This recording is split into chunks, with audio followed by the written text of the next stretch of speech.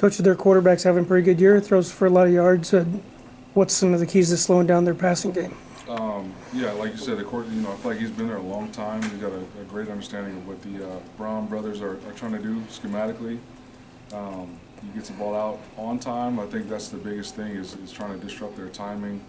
He doesn't take he's got a bunch of dropbacks and not a whole lot of sacks. And so that lets you know he has a great understanding of where to put the ball, depending on what coverage you're playing. He puts the ball in positions that allow his guys to make plays. And this year, more so than any that I've seen from Brom, is they're a lot more balanced. And so they're getting a lot of help from the running game, and that has allowed them to run the ball in favorable numbers in the box. And when people load it up, they can spread it out and get the ball out on the perimeter. They got a good scheme. What stood out to you on the tape review of MSU? Shoot, a lot of things. Obviously the positives, right? I thought we couldn't have wrote a better script to start the game, right? One play, one interception, and then that second series, 3 and out. But then after that, it was just a situation where we weren't as clean as we have been in the past. We weren't able to play as complementary football as we have been able to in the last few games. And it was at every level. It was one play it was somebody up front, one play was somebody at the second level, one play was somebody in the back end. And so for us, like, we have to play clean, we have to play consistent with just doing our job and playing with fundamentals and technique. I did think the guys, they played hard. I didn't think that preparation was an issue. I didn't think that effort was an issue. I just think that we at times we're trying to make plays instead of playing within the confines of the scheme and what our responsibilities were. And so it's a lesson to learn from. You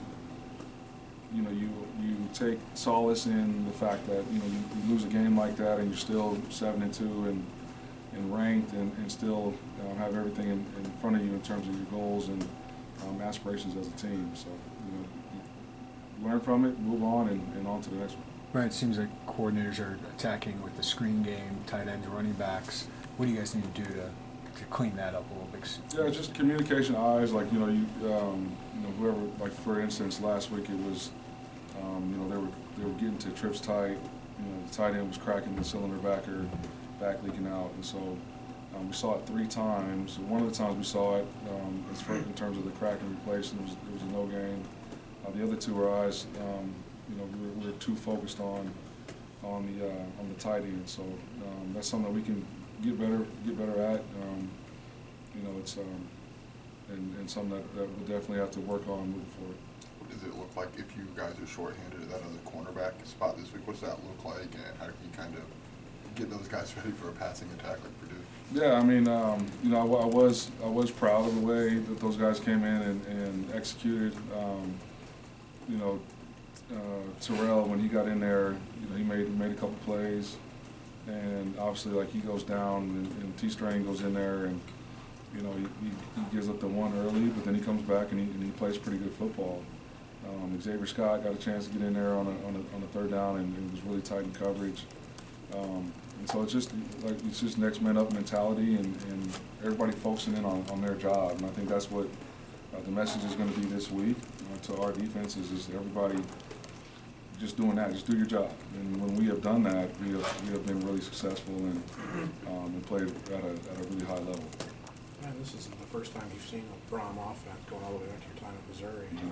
Is this a little different in the sense that they might be more balanced than you've seen them in the past? Yeah, I think definitely. Jeff hasn't really cared about being balanced before. Right. You do see that they're making a concerted effort to be balanced, just with the run-pass ratios. I've done a heavy, in-depth study on their early down offense, and out of every personnel group, you can see that they're trying to be balanced, and I think that shows a lot of trust in what they're doing in the run game. Number 45 is a physical downhill runner. They're doing enough up front to put you in compromise in terms of what your reads and your keys are when reading the line. and they run their run plays in favorable matchups, and they don't just run a dip play. So this is definitely the most balance I've seen out of them offensively.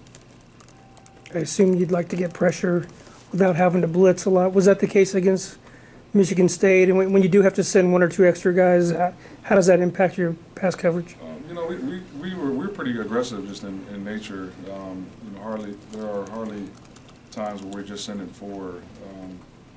And so we didn't change schematically what we were trying to do or trying to accomplish on Saturday. We just didn't execute as high of level as consistently as we have been. Like obviously, at the end of the game, you look at what you gave up, what you did well, and there's a lot of positives on there. It's just for us to win games that way, we have to be on our P's and Q's at a high level all the time, right? And I told our guys if we played the way we did Saturday against Iowa, like Iowa they'd have beat us, and that's okay. Like we can win games like that. We didn't answer the bell when we needed to, and we didn't get stops when we needed to get stops, and as a result, we lost the game. Ryan, I'm sure NFL guys ask you about some of your guys, but when it comes to Johnny Newton, what do you tell them about what makes him so consistently disruptive? Yeah, I mean he's really strong, really explosive. He has transitioned from defending the run to getting vertical and getting into a pass rush on early downs is special. And he's one of the guys that has played the most consistent throughout the course of the season. Like he's a technician. He is consistent. He's focused, and he's violent. And for 300+ pounds, he can really run. Coach, when you have a game like Saturday that doesn't go the way you want it to, how do you prevent from that carrying over to the next week and the week after? And how do you stop the bleeding at that point? Yeah, I think you just look internally and focus on not really the opponent, but how do you, as an individual, as a position group, as a unit, how do you improve? And I think as long as your focus is on the improvement, then you can consistently get into your routine. You consistently have good practice habits. You're consistent in the way you play, the way you approach the game. And if you're improving, then you can live with the results. It's when you do things that are uncharacteristic or without outside the framework of what you've been practicing and how you've been performing. That's when you are disappointed. And so, as long as we are focusing on internally on improving, then you can live with the results. What's the value of being a defense coordinator when you have a guy like Spoon? You can put on Palmer and Oquandas too, but or Keon Coleman doesn't make a big impact, like especially going into this week against Charlie Jones. Like, what's the value of having that? I mean, it's huge. Like, there aren't too many Spoons out there, which is why I'd be if I were a betting man, I'd say that he's going to get drafted pretty high. He is unique in the fact that the more emotional he makes the game, the better his technique is, the more detailed he is, and that is hard to do. It's not a lot of people can do that. And so when he's like that with his opponents, it makes it hard on them. He is as locked in a guy as I've ever been around. He's as passionate a guy as I've ever been around. That's coupled with him being the type of talented individual that he is. Like, he can run. He's physical, change directions. Like, you can't create a corner better than what you got in Devin Witherspoon. What have you learned as far as building a program from Coach B over the past 4 years? I think the biggest takeaway I've gotten from Coach B is, you as in this profession, like, you steal ideas from other people, right? Like, you can steal a program, you can steal a calendar, you can steal a schedule, but what you can't do is you can't try to be somebody that you're not. And what I think what Coach B has done here is he's been his genuine, authentic self. And when you do that, that allows you to operate consistently every day. And when you are consistent and when the people that you are leading know what to get from you and know what to expect from you on a day-to-day basis, that builds trust and it builds chemistry within the program. And so I think him being comfortable with who he is, and him being himself, while still, getting ideas from other places, other stops he's had along the way, to set the program, that has allowed genuine and organic relationships. This is a relationship-driven business, and so I think the tighter relationships you have, the harder people are going to work for you. Like we show up every day, and Coach B's got an uncanny way of, putting stress on, not stress, but putting pressure on you to perform at a high level, without being an a-hole, you know what I'm saying, without having to demean you or yell at you or whatever. You don't want to disappoint him, and you don't want to disappoint him because you trust him, because you appreciate the way he goes about his day-to-days, and that's because he shows up every day being Brett Beeman, and that is what I think is the most important aspect of running a program and being a leader. Like the places I've been that have had success, at the top, they're even keel. They're the same every day. And the places I've been where it hasn't worked, it's because it's up and down, and guys are trying to be